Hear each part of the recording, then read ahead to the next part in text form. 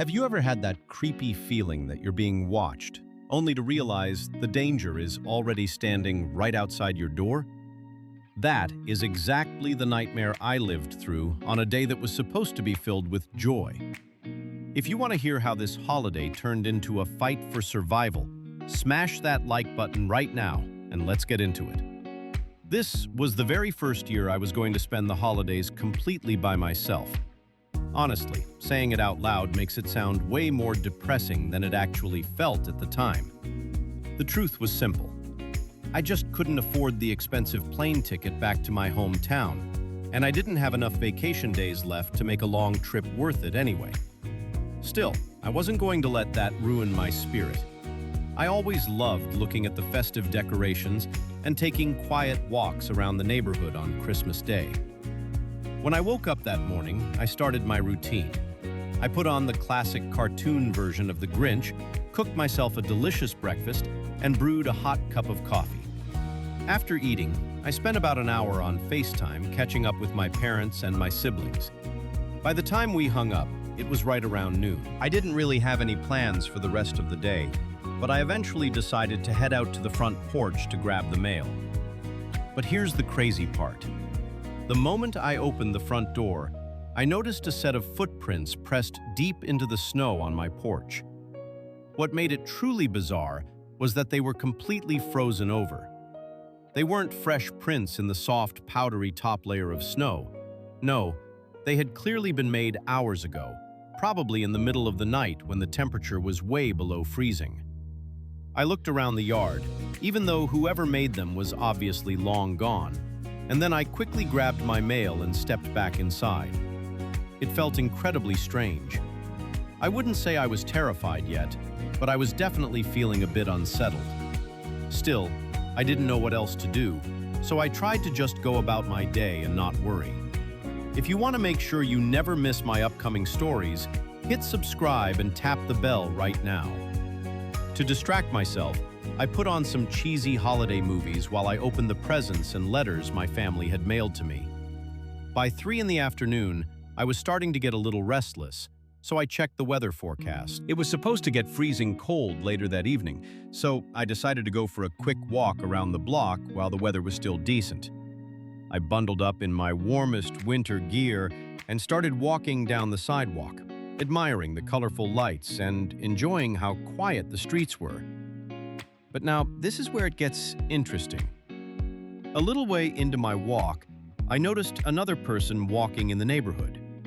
They were the only other soul out there, walking on the opposite side of the street. I didn't think much of it at first. But just a few minutes later, we crossed paths again. I did a double take, wondering if I was losing my mind. There was no way we could have passed each other twice that quickly, unless they had immediately turned around right after we first crossed. I kept moving and soon reached a fork in the road where I could either go home or keep walking. I decided to head back. It wasn't even because of the strange guy, but something in the air just felt completely wrong and told me to go home. I unlocked my front door and stepped inside. But you won't believe what happened next. Right after I closed the door behind me, there was a sudden, loud knock. I had only just stepped out of my boots and was still standing right in the entryway. My heart started pounding wildly in my chest, and a wave of pure dread washed over me. I crept up and looked through the peephole. There was a man standing incredibly close to the door. He was wearing a baseball cap pulled down low, hiding his face. Oddly, he looked familiar, but I couldn't figure out why. I assumed he must be the guy I saw walking earlier. Suddenly, he knocked again, hard. I knew he had to have seen me walk into the house just seconds before. "What do you need?" I yelled through the wood. He didn't say a word. A few seconds later, he slammed his fist against the door again. I demanded to know what he wanted, watching through the peephole as he just pressed his body against the door, refusing to speak.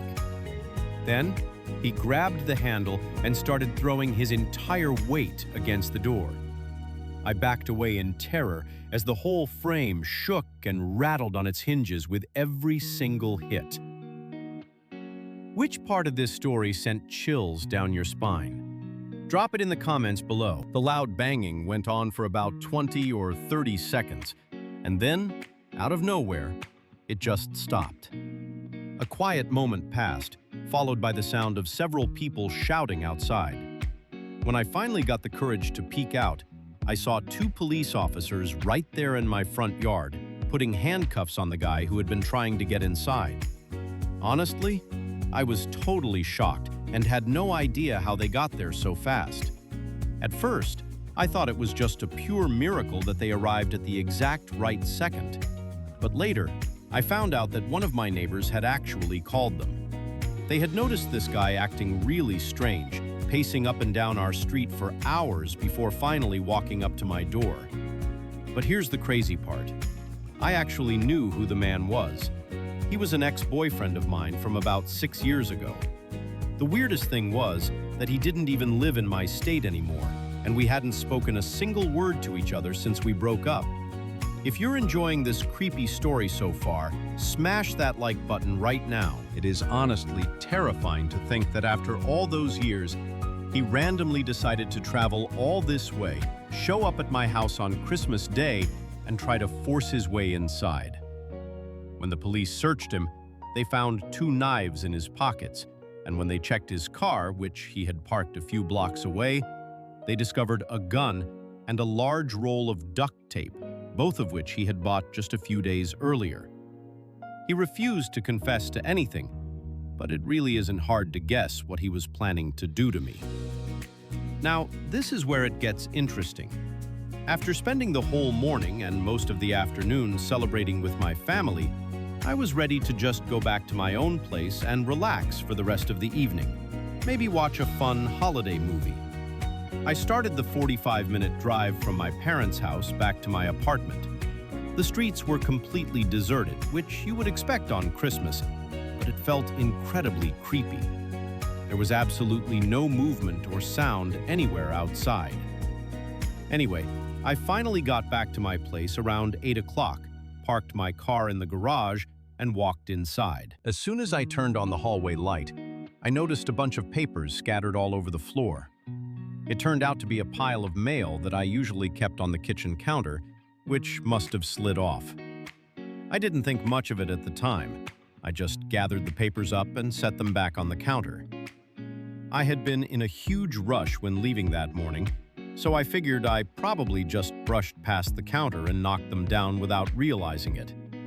After tidying up the mess, I walked through the house to turn on the rest of the lights and went into the living room. I had a tiny fake Christmas tree set up in the corner of the room.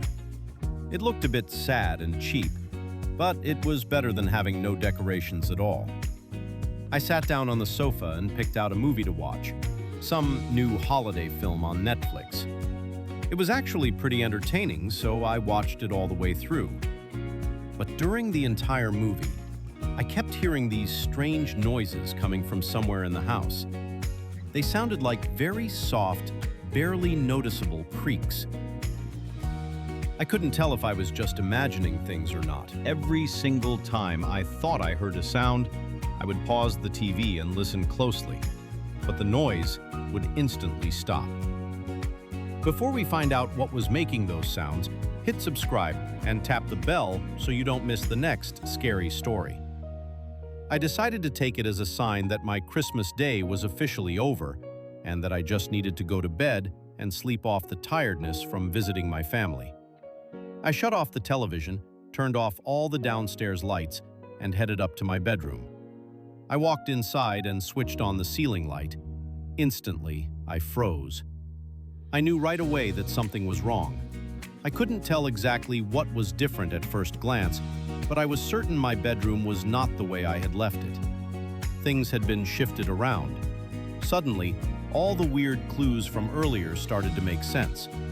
My entire body went numb, and a rush of pure fear and adrenaline hit me. I slowly stepped back out into the hallway and stared down the dark stairs, listening intently to find out if the person who did this was still inside the house with me.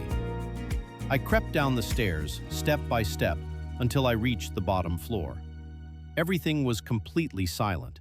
I called out, "Is someone in here? I've called the police. Hello?" But as the words left my mouth, I realized my stupid mistake. I hadn't actually called the police yet. I turned to head back upstairs to lock myself in my room and call 911, but right then, sudden footsteps rushed out from the living room. It was too dark to see clearly, but I saw the Christmas tree branches shaking as a dark figure bolted past it. I chased the sound into the kitchen and toward the back door. They threw it open and ran outside. I stood there, completely frozen in shock. Once I snapped out of it, I dialed 911 and locked the door. To this day, I still don't really know what happened that night. The intruder barely took anything I noticed. I think they broke in right as I was arriving. When they heard the garage open, they probably ran through the kitchen, knocking over the papers, and hid. But here's the crazy part. If they were hiding the entire time I watched that movie, it doesn't explain the noises I heard. Maybe there were no noises, or it was something else. But the thought of someone standing in the dark corner of that room, watching me for 2 hours, is deeply disturbing. I wish I had more answers, but that is all I know. The police weren't much help, and nothing has happened since. Hopefully it stays that way. I'm almost 30 now, and Christmas just isn't as exciting as it used to be. Usually, I just travel to whichever relative is hosting the family party, hang out for a week, and then head back home. It's nice, but sometimes there are just too many people, and it gets way too chaotic for me. That brings me to last year. I rented an Airbnb near my cousin's place who was hosting the get-together. He lives out in the middle of nowhere, so my only rental options were small cabins. I picked one at random and drove out there a few days before Christmas. The first 2 days were actually great. I saw family I hadn't seen in years and enjoyed catching up. But then, even more people showed up. If you are enjoying this story so far, hit subscribe and tap the bell so you don't miss the next one. Soon, there were about 30 people crammed into a 3-bedroom house. It was a total mess. On Christmas Day, we spent the morning watching the kids open presents, then had a big breakfast. I stayed until about 7 in the evening, then decided to head back to the cabin. The place was nestled in the trees just outside of town. I thought the cabin was pretty nice, but when I pulled in and parked, I noticed fresh footprints in the snow leading right up to the front door. I assumed it was the Airbnb host, maybe checking in on me. But when I reached the door, it was obvious they hadn't gone inside. They just stopped, probably waited a bit, and then walked away. Now this is where it gets interesting. I went inside, threw my jacket on the couch, and sat down in the armchair. I thought about texting the host to ask why he stopped by, but I figured if it was important, he would have messaged me. So I forgot about it. Within minutes of sitting down, I drifted off to sleep. I must have only been asleep for about 10 minutes when a loud ring at the doorbell woke me up. I dragged myself out of the armchair and walked to the front door, trying to rub the sleep from my eyes. I opened it. Standing there was a guy with medium-length black hair and a brown jacket. He gave me a quick smile and introduced himself as the Airbnb host, shaking my hand. Since I was still half asleep, I just stood there and let him do all the talking. He asked how my stay was and explained he needed to check on a few things inside. I was so tired that I just nodded along, not really caring. But as he walked past me into the house, I suddenly realized I had just let him in. That immediately woke me up. He walked into the living room and just stood there, looking around at the walls. It looked like he didn't even know what he was searching for. Now, this is where things get really weird. If you are enjoying this story so far, make sure to hit subscribe and tap the bell so you don't miss the next one. I suddenly remembered it was Christmas Day, which made this whole situation even stranger. Why would a host need to do maintenance on a holiday? Couldn't he wait until tomorrow? His weird behavior made me feel very uneasy. He was slowly walking through the room, moving his head around, clearly pretending to look for something. A scary thought crept into my mind. What if this guy wasn't actually the host? I was totally caught off guard. It was Christmas, and I wasn't expecting to deal with anything like this. I decided to speak up. Hey, do you think you could come by tomorrow instead? I've actually got family that should be here any minute now. But here is the crazy part. He stopped looking around and turned to face me. His face went completely stiff, and he looked angry that I had said anything. He walked down to the front door as if he was leaving, but instead, he closed and locked it. That sent a huge wave of fear through me. I ran straight into the bedroom and locked the door behind me. A few seconds later, the man ran up and started trying to force it open. I had no idea what to do. My car keys and my phone were still in my jacket on the living room couch. I knew I had to act fast. I looked at the back of the room and saw an old window, the kind with a handle that you push open like a hatch. I hurried over, hearing the bedroom door bend and crack behind me with every hit as I squeezed myself out of the window. I bolted straight for the trees. He must have heard me leave or broken the door down right after, because when I looked back from the woods, I saw him run out the front door. The darkness covered me well, and he didn't know where I went. He stayed outside searching for about 20 minutes before he finally got in his car and drove off. I waited a few minutes to be safe, then ran back, grabbed my phone, and called 911. During the investigation, the real Airbnb host confirmed he never came to the cabin. We can only assume the man realized the cabin was an Airbnb and used that to get inside. We don't know what his plans were, but it definitely wasn't just to steal the cheap decorations. We barely escaped that night.